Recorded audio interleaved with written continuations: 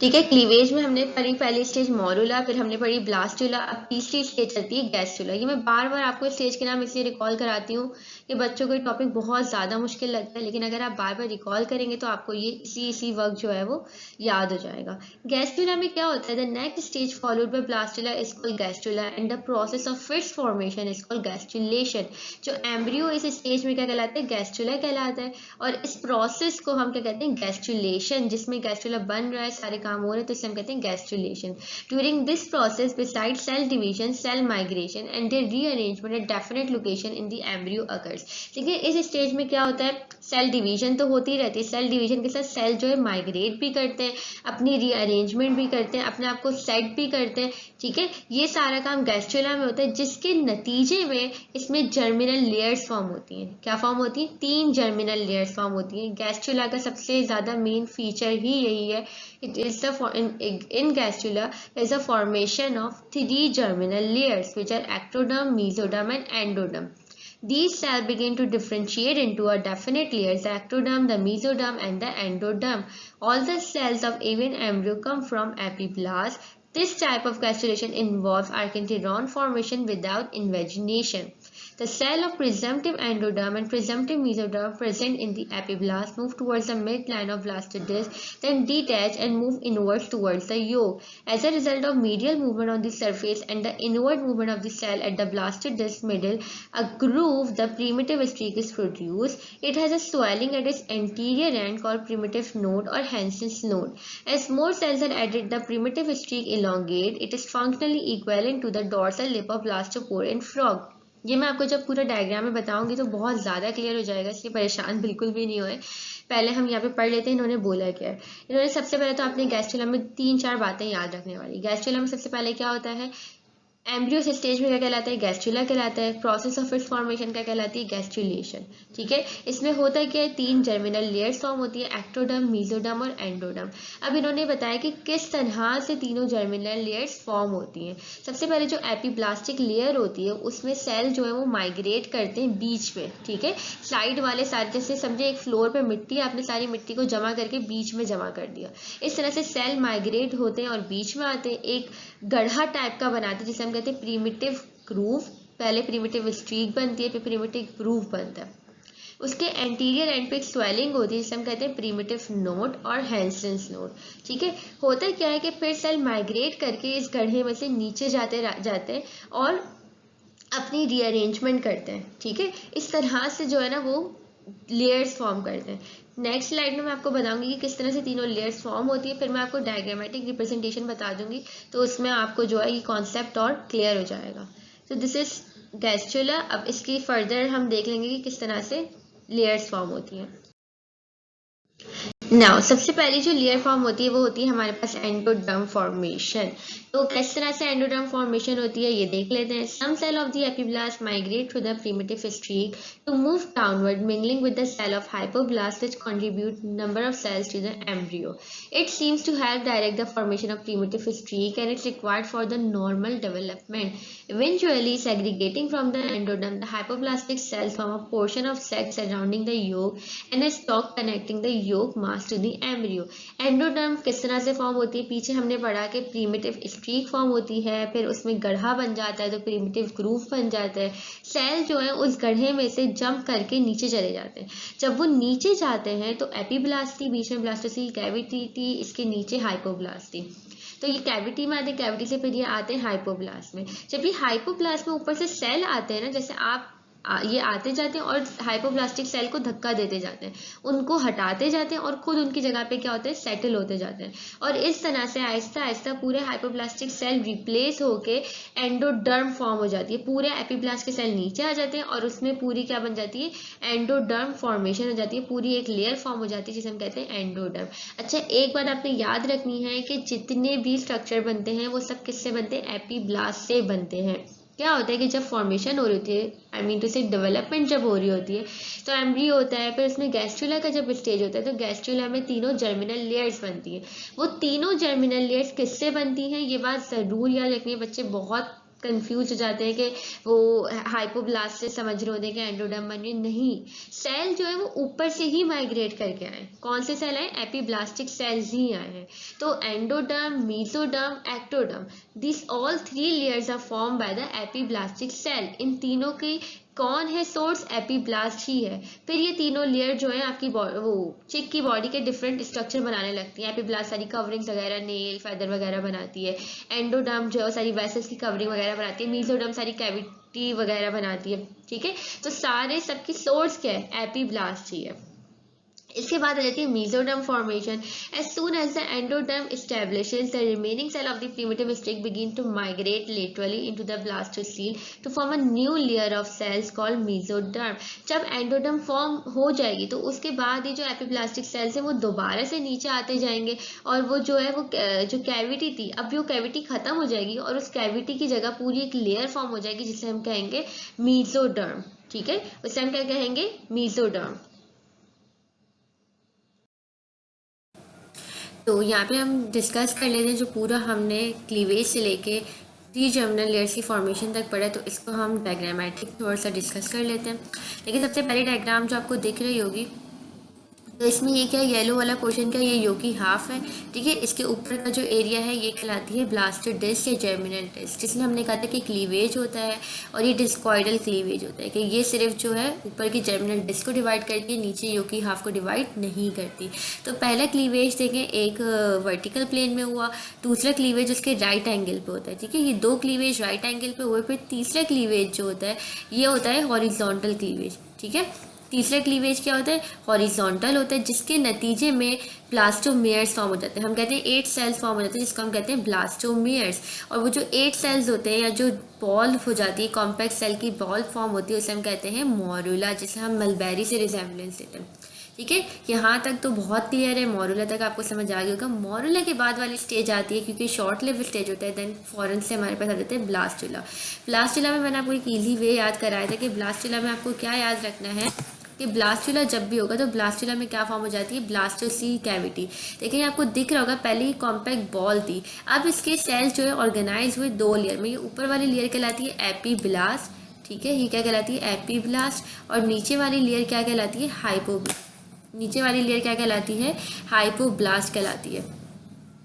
इनके दरमियान जो ब्लू कलर से मैंने बनाई है, इनके दरमियान की जो स्पेस है, इनके दरमियान की स्पेस क्या कहलाती है? ब्लास्टोसील कैविटी कहलाती है। क्या कहलाती है? Blastocoel cavity. ये जो स्पेस है इनके दरमियान की, ये स्पेस कहलाती है ये ब्लास्टोसील कैविटी कहलाती है। ये एपीब्लास्ट हो गई और ये नीचे वाली हो गई हाइपोब्लास्ट। ठीक है, हाइपोब्लास्ट, एपीब्लास्ट, ब्लास्टोसील कैविटी। अब इसकी जो हाइपोब्लास्ट है ये यहाँ से, ये वाला एरिया ना, यहाँ से तो ये योग से कनेक्टेड होती है, इसे हम कहते हैं एरिया ओपेका। सेंट्रल से ही थोड़ी मेरी डायग्राम खराब हो गई है, लेकिन सेंट्रल से जो है ये सेल जो है ना योग से अलग होने लगते हैं और ये एरिया कहलाता है एरिया पैलोसेटा। ठीक है, एरिया पैलोसेटा हो गया, एरिया ओपेका हो गया, ये स्टेज कहलाती है ब्लास्टुला। ब्लास्टुला के बाद हमारे पास आ जाते हैं गैस्ट्रुला। ये इसको हमने कट सेक्शन में लिया है, तो अगर हम इसको कट सेक्शन में देखेंगे तो हमें ये ऐसा नजर आएगा जो नीचे मैंने डायग्राम बनाई है। तो इस स्टेज में क्या होता है, हमारे पास तीनों जर्मिनल लेयर्स फॉर्म हो जाती हैं। अब इसमें हमने देखना है किस तरह से जर्मिनल लेयर्स फॉर्म होती है।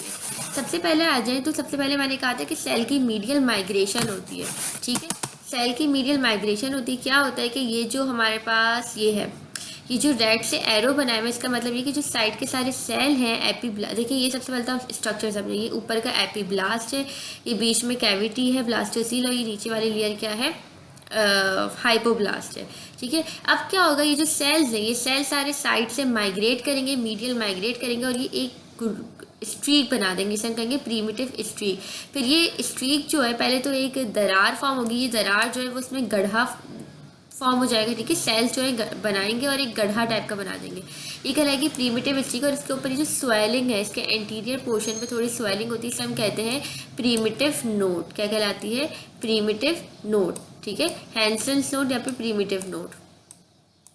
प्रीमिटिव स्ट्रीक हो गई, प्रीमिटिव नोड हो गया। अब क्या होगा कि ये सेल जो है वो इस गड्ढे में से कूद कूद के नीचे जाएंगे, ठीक है। ये जो गड्ढा बना है ऊपर, समझिए आपने एक खड्डा खोदा है, ठीक है, एक खड्डा जैसा खोदा है, उस खड्डे में से आप मट्टी को नीचे फेंक रहे हैं, नीचे डाल रहे हैं। तो यही काम सेल के साथ होता है कि पहले आपने एक दरार बनाई, एक गड्ढा खोदा, एक गड्ढा बना, ठीक है, जिससे हमने प्रीमिटिव ग्रूव का, और साइड में से सारे जो सेल माइग्रेट होकर आ रहे थे, समझे जो मट्टी हम ला रहे थे वो उस गड्ढे में से अंदर डाल रहे हैं। तो सेल जो है इस गड्ढे में से नीचे जाते जाते, जब ये नीचे आते हैं तो ये जो हाइपोब्लास्टिक लेयर होती है, इस हाइपोब्लास्टिक सेल को ये पुश अपार्ट करते हैं और खुद उसकी जगह पे सेटल होने की कोशिश करते हैं और पूरी एक लेयर बनाते हैं जिसे हम कहते हैं जिसे हम कह देते हैं एंडोडर्म, ठीक है, जिसे हम क्या कहते हैं एंडोडर्म। देखिए यहाँ पे माइग्रेशन हो रही है, यहाँ पे क्या होगी हमारे पास ये एंडोडर्म, जो येलो से बनी है एंडोडर्म पूरी समझे फॉर्म हो गई, सही है। जिस तरह से एंडोडर्म फॉर्म हुई, इनका दिल अभी भी नहीं भरता, ये अभी भी माइग्रेशन करते रहते, उसी तरह से हमारे पास मेसोडर्म फॉर्म होगी। पहले एंडोडर्म फॉर्म हुई, फिर अब दोबारा से माइग्रेशन होगी, तो सेल नीचे आएंगे तो वो ब्लास्टोसिल कैविटी को रिप्लेस करके यहाँ पे क्या बना देंगे, मेसोडर्म बना देंगे, जो कि ग्रीन से बनी हुई है। तो ऊपर वाले सेल अभी एपीब्लास्ट है, ये ग्रीन वाली क्या हो गई आपके पास मेसोडर्म हो गई, और नीचे येलो वाली क्या हो गई एंडोडर्म हो गई, ठीक है। अब बची एक्टोडर्म। एक्टोडर्म कैसे बनती है, ये जो एपीब्लास्टिक सेल्स है, यही सेल अपने आप को थोड़ा सा मॉडिफाई करते हैं, रीअरेंज करते हैं और रिफॉर्म हो जाते हैं इनटू एक्टोडर्म, ठीक है। तो इससे आपने देखा क्या कि तीनों लेयर्स कहाँ से आई हैं, एपीब्लास्टिक सेल से आई है। सबसे पहले एपीब्लास्ट ने एंडोडर्म बनाई, फिर एपीब्लास्ट ने मेसोडर्म बनाई, अब एपीब्लास्ट खुद ही क्या हो जाएगी, एक्टोडर्म हो जाएगी। तो this is how 3 germinal layers are form in the gastrulum. इसके बाद क्या होता है कि मेसोडर्म के जो सेल्स होते हैं ये थोड़े बीच में आते हैं, ठीक है, मेसोडर्म के सेल बीच में आते हैं और एक cord like, rod like structure बनाते हैं, इसे हम कहते हैं नोटोकॉर्ड। क्या कहते हैं, नोटोकॉर्ड। नोटोकॉर्ड क्या होता है, फाइलम कॉर्डेटा का फीचर है। कुछ में ये परसिस्ट करता है, कुछ में ये रिप्लेस हो जाता है इनटू वर्टिब्रल कॉलम, जैसे हमें भी रिप्लेस होकर वर्टिब्रल कॉलम बना देता है। तो ये होती है नोटोकॉर्ड। ये कैसे बनती है, मेसोडर्म के सेल्स जो होते हैं वो सेंटर में आके एक साथ एक ग्रुप टाइप एक रॉड स्ट्रक्चर बनाते हैं, जिसे हम कहते हैं नोटोकॉर्ड। अब जो मेसोडर्म है ना, अब एक्टोडर्म और एंडोडर्म की कोई अभी आगे फर्दर कहानी नहीं है, सारी अब कहानी किस पे है, मेसोडर्म पे। मेसोडर्म में पहले तो हमारे पास नोटोकॉर्ड बन गई। अब मेसोडर्म जो है वो 3 हिस्सों में क्या हो जाएगी, डिवाइड हो जाएगी। क्या हो जाएगी, डिवाइड हो जाएगी 3 हिस्सों में। कैसे, ये जो बीच वाली रेड तो क्या आ गई आपके पास, नोटोकॉर्ड ही आ गई, ठीक है।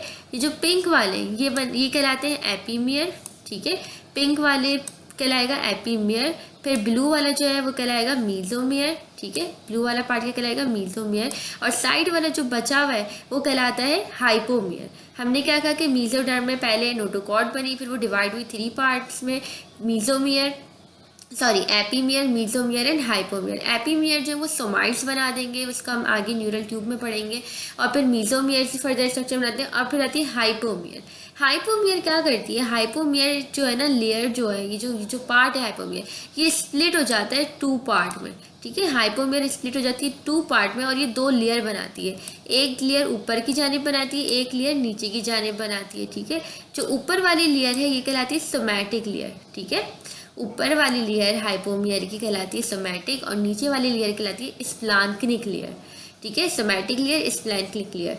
जब ये सोमैटिक लेयर मिक्स हो जाती है, जुड़ जाती है बिल्कुल एक्टोडर्म से, तो इसे हम कहते हैं सोमैटोप्ल्यूर। क्या कहते हैं, सोमैटोप्ल्यूर। इसी तरह से जो स्प्लैंक्निक लेयर है, जब ये एंडोडर्म से फ्यूज हो जाती है तो इसे हम कहते हैं स्प्लैंक्लोप्ल्यूर, ठीक है, स्प्लैंक्लोप्ल्यूर। और इन दोनों के दरमियान एक स्पेस नजर आ रही होगी आपको, ये स्पेस कहलाती है सीलोम कहलाती है, ठीक है। Between the 2 mesoderm cavities form is called coelom, ठीक है।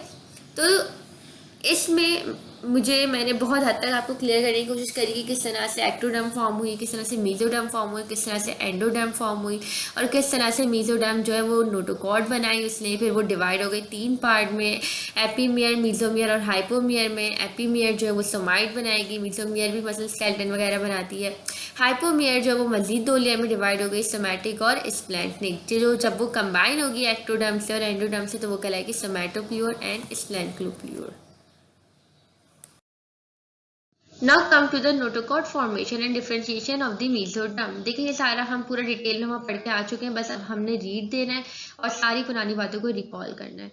After the formation of primitive streak, the cell of primitive node migrate forward into the subgerminal cavity to form a rod of cells called notochord which lies low the neural plate. सही है, इन्होंने यही कहा है कि primitive streak बन गई, groove बन गया, प्रीमेटिव नोड बन गया, फिर सेल की मीडियल माइग्रेशन होगी, वो नीचे जाएंगे, और मीजोडर्म भी बन गई। मीजोडर्म के सेल जो है वो एक रॉड लाइक स्ट्रक्चर बनाएंगे जिसे हम कहते हैं नोटोकॉर्ड।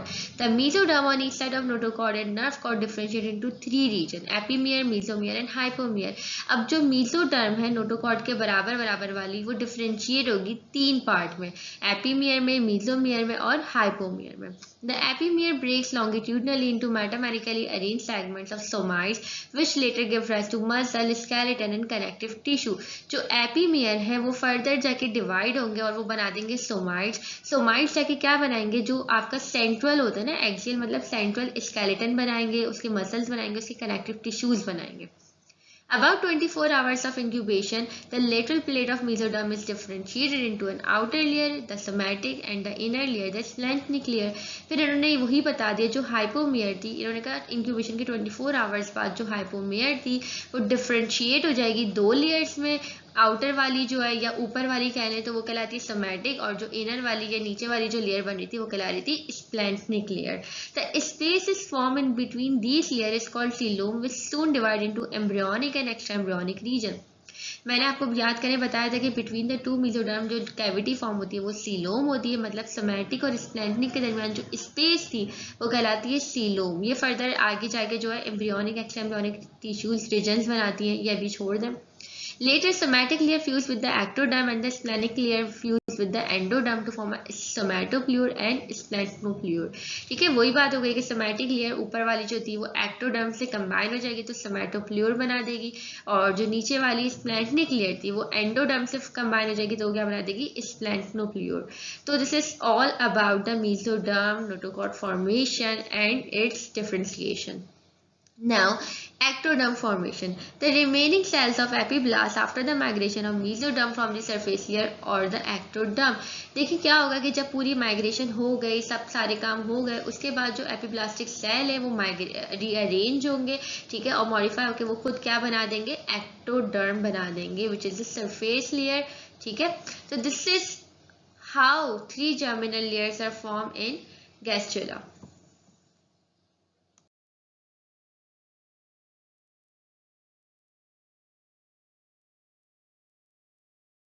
मैं उम्मीद करती हूँ कि आपको आज का लेक्चर बहुत अच्छे से समझ आया होगा, लेकिन स्टिल अगर आपको किसी भी किस्म का कोई भी क्वेश्चन है तो आप दिए हुए इन कॉन्टैक्ट डिटेल्स पे हमसे राब्ता कर सकते हैं।